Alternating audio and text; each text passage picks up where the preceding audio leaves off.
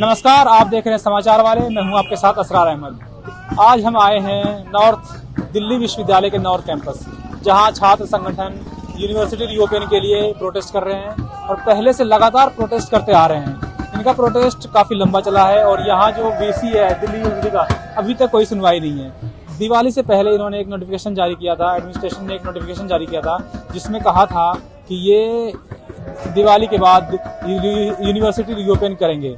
लेकिन दिवाली खत्म हो चुका है, उसके बाद भी कोई भी अभी तक वाइस चांसलर के थ्रू कोई फैसला नहीं लिया गया है। और लगातार आपको हम दिखा रहे हैं कि यहाँ विजुअल प्रोटेस्ट चल रहा है। यहाँ कुछ संगठन है, आयसा है, SFI है, लगातार इन संगठनों ने यहाँ यूनिवर्सिटी रीओपन के लेकर लगातार प्रोटेस्ट कर रहे हैं। हम अभी यहाँ कुछ लोगों से बात करेंगे, कुछ छात्रों से बात करेंगे और जानेंगे कि पूरा मुद्दा क्या है। आप लोग लगातार प्रोटेस्ट कर रहे हो यूनिवर्सिटी रीओपन के लिए। पिछले दिवाली से पहले भी आपने प्रोटेस्ट किया था, लेकिन रजिस्ट्रार की तरफ से, एडमिशन की तरफ से आपको एक आश्वासन दिया गया था कि दिवाली के बाद हम रीओपन करेंगे, लेकिन अभी तक नहीं हुआ। फिर से आप लोग हंगर इंडेफिनिट स्ट्राइक बैठे हो। पूरा मामला क्या और क्या कहेंगे? हम तो पहले 25 अक्टूबर को आयसा और बाकी ऑर्गेनाइजेशन को लेके हम बैठे थे इंडेफिनिट स्ट्राइक के लिए। तो हम बैठे और तीसरे दिन पे पुलिस आया और हमको बैठने ही नहीं दिया। मेरा जो साथी था मानिक, वो और मैं बैठे थे इंडिफरेंट स्ट्राइक पे। तो मानिक को बहुत मारा भी गया और हमको डिटेन करके मॉडिस नगर थाने पे रखा था। तो वहाँ पे ही हम उसके अंदर 6 बजे तक फिर स्ट्राइक चला है। पीसफुल प्रोटेस्ट के बावजूद आप लोगों को मारा पीटा और उठा के हाँ, मार के हमको थाने में रखा। तो थाने के अंदर ही हम फिर हंगर स्ट्राइक चलाए और फिर हम 5 दिन तक कंटिन्यू किए इंडिफरेंट स्ट्राइक। फिर एक डेलीगेशन टीम हमारे गया था डीसी के पास, मगर डीसी से हम नहीं मिल पाए। तो जॉइंट प्रोक्टर से मिले और उन्होंने आश्वासन दिया था कि 1 हफ्ते के अंदर नोटिस आ जाएगा, खुल जाएगा कैंपस वगैरह वगैरह। और आके हंगर स्ट्राइक भी थ्रू आया, मगर अभी दिवाली भी ख़त्म हो गया है और 7 दिन से ज़्यादा हो गया है, मगर कोई नोटिफिकेशन नहीं आया है। तो सीधी सी बात है, ये एडमिन नहीं चाहता है कि कॉलेज खुले, क्योंकि एक जो NEP ये लोग चालू करना चाहता है चोर दरवाजे से, जहाँ पे ये कहा गया है कि 40% परमानेंट ऑनलाइन एजुकेशन ये लोग लागू करेंगे कैंपस में। तो जिससे क्या होगा कि जो मार्जिनलाइज सेक्शन है, जो एक बड़ा तबका आता है, जो बहुत लड़ाई करके यहाँ तक आ पाए हैं कि इस विश्वविद्यालय में पढ़ सके, वो लोग एकदम मतलब एक्सक्लूड हो जाएंगे। तो अभी हम ये इंडिफरेंट स्ट्राइक चला रहे हैं ताकि जल्द से जल्द कैंपस खुल सके। और आपको क्या लगता है आगे कब तक आपको ये करना पड़ेगा? VC सुन रहे हैं, रजिस्ट्रार सुन रहा है, यूनिवर्सिटी कुछ, एडमिनिस्ट्रेशन कुछ नोटिफिकेशन जारी करेगी नहीं करेगी? हमको तो अभी भरोसा ही उठ गया एकदम, क्योंकि हम इससे जो हंगर स्ट्राइक के पहले भी हम बहुत बार डेलीगेशन दिए हैं, VC लॉन के सामने हम जाके प्रोटेस्ट किए हैं। बार बार आश्वासन यही दे रहा है कि 1 हफ्ते के अंदर आ जाएगा नोटिस, 1 हफ्ते के अंदर आ जाएगा। तो अब हम पता नहीं, हम यहाँ एकदम लास्ट मोमेंट में आ गए हैं कि जब तक नहीं खुलता, अगर 1 महीने 2 महीने चलाना पड़ेगा, चलाएंगे। पूरा मामला क्या है और आप लोग यहाँ कितने दिन से बैठे हैं? तो दिवाली के बाद फिर से आप लोग शुरू हो? देखिए, मामला ये है कि पिछले 1.5 साल से ड्यू बंद है, दिल्ली यूनिवर्सिटी बंद है और हमें ये बोला गया था कि जैसे ही कोरोना के केसेस कम होंगे ड्यू को खोला जाएगा। और हम ये देख रहे हैं कि देश भर की सारी यूनिवर्सिटीज खुल गई हैं, स्कूल्स खुल गए हैं, मतलब नर्सरी स्कूल तक खुल गए हैं, लेकिन ड्यू नहीं खोला जा रहा है। अब हम जब VC से सवाल पूछते हैं कि आप ड्यू क्यों नहीं खोल रहे हैं, हम लोगों ने पिछले महीने वाइस चांसलर के ऑफिस के बाहर प्रोटेस्ट किया था और वहां पे हम लोगों ने प्रॉक्टर, VC तो मिले नहीं, हम प्रॉक्टर मिले। तो फिर हमने उनसे पूछा कि आप क्यों नहीं खोल रहे कैंपस? तो वो बोल रहे हैं कि कोरोना की वजह से। तो मामला यहाँ कोरोना का नहीं है, मामला है न्यू एजुकेशन पॉलिसी। कुछ टाइम पहले सरकार ने ये बोला, UGC ने गाइडलाइन जारी की है कि अब जो शिक्षा व्यवस्था है उसको बदला जाएगा और नई शिक्षा नीति को लागू किया जाएगा। अब ये नई शिक्षा नीति है क्या? नई शिक्षा नीति का मतलब है कि आप एजुकेशन को प्राइवेटाइज कर रहे हैं, ठीक है। नई शिक्षा नीति के अंदर एक प्रोविजन है जिसमें कमिटी बनेगा हाइफा का, यानी कि हायर एजुकेशन लोन कमिटी। यानी कि अभी तक UGC जो यूनिवर्सिटीज को फंड दे रहा है, तभी तो पब्लिक यूनिवर्सिटी चल रहा है ना, क्योंकि यूनिवर्सिटी का फीस बहुत कम है। आप SRCC जाइए, वहाँ 5,000 फीस है। मैं जिस कॉलेज से पास आउट हूँ, IP कॉलेज से, वहाँ पे 10,000 फीस है। तो इतना फीस एक middle class, lower middle class family से आने वाला बच्चा अफोर्ड कर सकता है। लेकिन जब सरकार हमें लोन देगी, जब UGC लोन देगी, तो हमें वो लोन चुकाना पड़ेगा। और एक यूनिवर्सिटी यूनिवर्सिटी लोन कैसे चुकाएगा? फीस को बढ़ाकर, हॉस्टल की फीस बढ़ाकर। और जब ड्यू का भी फीस 1,00,000-1.5 हो जाएगा तो ड्यू और एमिटी में क्या फर्क रह जाएगा? तो यानी कि आपका एक पूरा प्लान है, एक मॉडल है कि जितने भी अंडर प्रिविलेज सेक्शन से आने वाले बच्चे हैं, महिलाएं हैं, दलित हैं, आदिवासी हैं, वो लोग इस पूरे पब्लिक एजुकेशन के सिस्टम से एक्सक्लूड हो जाए। और इसका एक कारण ये भी है कि आज के समय में यूनिवर्सिटी जो है वो एक बहुत बड़ा ऑपोजिशन बन गया है सरकार के खिलाफ, इस एडमिनिस्ट्रेशन के खिलाफ। आप देखिए तमाम तरीके जो प्रोटेस्ट होते हैं उसको स्टूडेंट्स उठा रहे हैं, फार्मर्स प्रोटेस्ट में स्टूडेंट्स इन्वॉल्व हैं। तो एक तरफ तो ये चाहते हैं कि स्टूडेंट्स जो है उनको शिक्षा व्यवस्था से दखल किया जाए, दूसरी तरफ ये चाहते हैं कि ऐसे ही स्टूडेंट्स कैंपस में आए जिनकी जेब में पैसा हो, जो सरकार से सवाल ना पूछे, जो पूंजीपति का समर्थन करे। तो ये शिक्षा को तो बेच ही रहे हैं, शिक्षा को तो प्राइवेटाइज ही कर रहे हैं, साथ ही साथ ये देश में जो डेमोक्रेसी और डाइसेंस का स्पेस है ये उसमें भी अटैक करना चाहते हैं। तो ये लड़ाई सिर्फ कैंपस को खुलवाने की लड़ाई नहीं है, ये लड़ाई जो एक आइडिया ऑफ यूनिवर्सिटी है, जिसके जो भगत सिंह, जो अंबेडकर ने दिया था, जिसको पढ़ के हम इस यूनिवर्सिटी में आते हैं पढ़ने के लिए, ये उसको बचाने की लड़ाई है।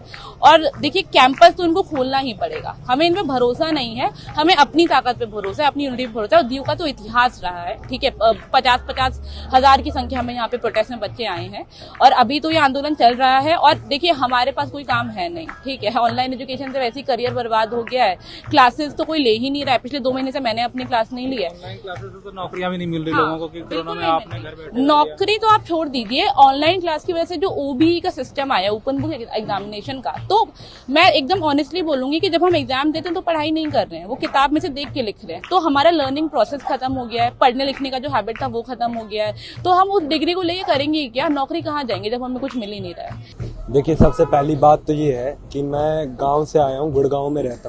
मेरा गांव कांकरोला है और वहाँ पे जिस तरह की सिचुएशन, वहाँ कोई पढ़ाई का माहौल नहीं है। गांव में कोई किसी भी तरह का पढ़ाई का माहौल नहीं होता।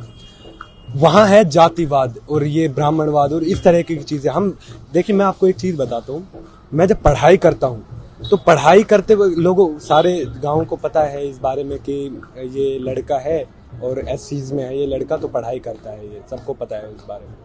तो इस तरह का माहौल है वहाँ पे। अगर आप पढ़ाई करेंगे तो आपके यहाँ पे बम फोड़े जाएंगे ताकि आप डिस्टर्ब हो, या फिर और कोई और चीज़ की जाएगी, जैसे किसी को भेज के वहाँ पे क्रिकेट खिलवाएंगे, बॉल अंदर आएगी। इस जाति का लड़का अगर पढ़ गया तो फिर हमारे यहाँ काम कौन करेगा? हमारे यहाँ हमारी सुनेगा कौन? इनफैक्ट मेरे साथ क्या हुआ, एक बार तो एक सवर्ण आदमी आता है, वो मेरे पिताजी को बोलता है कि इसको, पहले तो उसने मेरे से स्पेलिंग पूछी कि इसको स्पेलिंग आती है कि नहीं आती।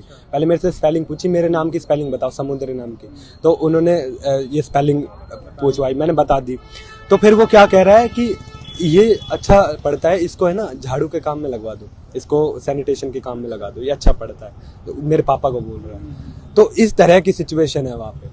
अब क्या है, अब हम जैसे मैं बहुत मुश्किल से यहाँ डीयू में पढ़ पाया, पता नहीं पढ़े तो कहाँ पा रहा हूँ, अभी आ ही नहीं पा रहे। हम 2 साल हो चुके हैं, सीनियर कहलाए हैं, सेकेंड ईयर के फर्स्ट सेमेस्टर में, अभी तक कुछ आ नहीं पाए।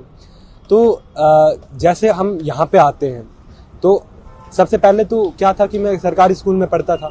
सरकारी स्कूल में मुझे किसी न किसी तरीके से स्कॉलरशिप मिल गई। वहाँ से ये जो DLF केयर नाम से एक DLF संस्था है तो चलाती है वो स्कॉलरशिप, तो मैंने स्कॉलरशिप से पढ़ा। वहाँ पे प्राइवेट में जाके थोड़ी शिक्षा प्राप्त की, वरना प्राइवेट में भी आज हमारे वहाँ पे ऐसी स्थिति है कि वहाँ पे भी ब्राह्मण के लड़के जो आते हैं, क्षेत्रीय लड़के आते हैं, वो हमें परेशान करते, पढ़ने नहीं देते ना, वो खुद पढ़ते हैं। वहाँ पे उन लोगों की ज़मीन बिक चुके हैं, उनको कुछ करना तो है नहीं, उनके मम्मी पापा की पैसे आज वो ताजमहल और उनकी फोटो पोस्ट करते हैं जगह जगह जाके। तो हम जब यहाँ पे आते हैं, अब आए तो यहाँ पे हमें पता है कि पहली बात तो जब मैं पहली बार यहाँ पे आया, आइडिया ऑफ यूनिवर्सिटी से जुड़ा, तो मुझे एक सेंस ऑफ रिलैक्सेशन मिली कि अब मैं आके है ना ऐसी आया हूँ। हाँ, अब मैं दुनिया से जुड़ पाऊंगा। एक ऐसी जो लड़का है, मेरे मम्मी पापा को पता भी नहीं है कि यूनिवर्सिटी क्या होती है। मैं आके और अब मेरे अंदर वो कॉन्शियस जुड़ी है कि मैं दुनिया में आज मैं इंटरव्यू दे रहा हूँ, आप लोगों के साथ आके बता रहा हूँ अपनी जो परेशानियाँ हैं। तो इस तरह की सिचुएशन वहाँ नहीं है। मैं यहाँ पे आया, आयशा से जुड़ा। आयशा, मैं पहले से ही मार्क्सवाद में काफ़ी बिलीव करता हूँ और मार्क्सवाद जो ऑप्रेस्ड की बात करता है तो उससे जुड़ा हूँ मैं। जिससे आप बिल्कुल इंस्पायर्ड हूँ और मैं बिल्कुल अपने आप को प्राउड मार्क्सवादी बताता हूँ, मार्क्सवादी। आप लोग इतने टाइम से यहाँ बैठे हो, दिवाली उन्होंने बोला था कि दिवाली के बाद एडमिनिस्ट्रेशन ने कि हम नोटिफिकेशन जारी कर देंगे, उसके बाद यूनिवर्सिटी यूरोपियन हो जाएगी, उसके बाद भी अभी तक कोई सुनवाई नहीं है एडमिनिस्ट्रेशन की तरफ से, उस पर क्या कहेंगे? हाँ, एक बार तो उन्होंने पहले भी किया था 24 सितंबर के आसपास, फिर भी उन्होंने कुछ नहीं किया, लगभग इसी तरीके से टालते रहे। और फिर हमने हंगर स्ट्राइक की। हंगर स्ट्राइक में मैं कुछ दिनों तक मौजूद नहीं था, मैं भी ढूंढ रहा था कि मैं दरअसल सोच रहा था कि लोग मेरा साथ दें। मैं अपने क्लासरूम में जो हमारा कोर्स है उसके बच्चों को इकट्ठा कर रहा था कि प्रोटेस्ट में आए। मुझे पता ही नहीं था कि प्रोटेस्ट भी चल रहा है, आइसा प्रोटेस्ट कर रहा है या कोई ऑर्गेनाइजेशन प्रोटेस्ट कर रहा है, तो मुझे नहीं पता था इस बारे में। तो मैंने जब इकट्ठा करना शुरू किया तो मैंने वहाँ से बच्चे जुड़े नहीं, क्योंकि यूनिवर्सिटी में भी ऐसे बच्चे हैं जो कि सवर्ण समाज के हैं, उनको मतलब ही नहीं है कि ये उनको तो, क्योंकि उनके पास लैपटॉप है, उनके पास सारी सुविधाएं हैं, जब मन किया PDF निकालवा लिया, अच्छी तरीके से पढ़ लिया। हम तो पढ़ भी नहीं पाते हमारे पास। अब क्या लगता है, एडमिनिस्ट्रेशन सुन रहे हैं आपकी बातें? आप लोग इतने टाइम से बैठे हो। जी, हमारे तो बिल्कुल ही नहीं सुन रहा ना। एक बार प्रोक्टर्स जो थे वो आए थे, हमसे थोड़ी बहुत उन्होंने बात की थी, तो वो कह रहे थे कि खुल जाएंगे। और VC ने भी एक नोटिफिकेशन, जो महाराज की तरह बैठे हैं, प्रेसिडेंट की तरह उन्होंने अपना बना रखा है, वहाँ बैठे हैं, वहाँ से उन्होंने कुछ एक स्टेटमेंट दिया कि खोल देंगे हम दिवाली के बाद। तो अभी तक कुछ नहीं है। हम तो बस बैठे हुए हैं कि हमारी बातें सुनो। हम कोई गलती नहीं कर रहे, हमें ले जाके डिटेन कर दिया, कभी किसी तरीके से हमारे ऊपर मार पिटाई करवा देते हैं, प्राइवेट पार्ट्स में मारा जा रहा है, इस तरह का सिचुएशन है। आप देखिए तो हाँ जी, हमारे साथियों के साथ ऐसा हुआ। हमारे साथी श्रेया हैं, नेहा हैं, उनके प्राइवेट पार्ट्स पे हमला किया गया इस तरीके से वुमेन ऑफिसर्स के द्वारा।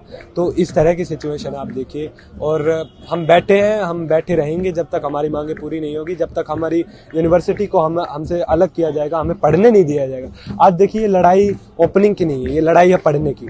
नेशनल एजुकेशन पॉलिसी लाई जा रही है ताकि शिक्षा को प्राइवेटाइज कर दे। वो क्रेडिट सिस्टम उन्होंने ABC बैंक बना दिया है उन्होंने, ताकि बच्चे पढ़े ना, बस दूसरी यूनिवर्सिटी में घूमते रहे जब उनकी मर्जी आए तब। और आधा सिस्टम उन्होंने कर दिया प्राइवेट। प्राइवेट का मतलब कि उन्होंने ऑनलाइन कर दिया, ऑनलाइन से अब बच्चा पढ़ेगा और यहाँ पे नहीं आ पाएगा, लोगों से बातचीत नहीं करेगा। और एक UPSC की बात भर दी गई है हमारे आसपास। UPSC कर लो, जैसे मैं भी UPSC से ही करना चाहता था, तो मेरे को पता नहीं था कि SC समाज के लिए इस तरह की स्कॉलरशिप आगे पढ़ सकते हैं, आगे कैरी ऑन कर सकते हैं अपनी पढ़ाई को, तो उस बारे में मैं जानता ही नहीं था। तो मैंने सिर्फ UPSC से, मैं 10वीं 11वीं में पढ़ता था, तो वहाँ पे ऐसा माहौल था कि आप या तो किसी स्पोर्ट्स में चले जाओ या फिर आप पहलवानी करने लग जाओ, उस तरह का माहौल था वहाँ पे। पढ़ाई लिखाई का कोई माहौल नहीं, क्योंकि ब्राह्मणवादी समाज है, क्या पढ़ाई के, क्योंकि उन्हीं के हाथ में रहना चाहिए।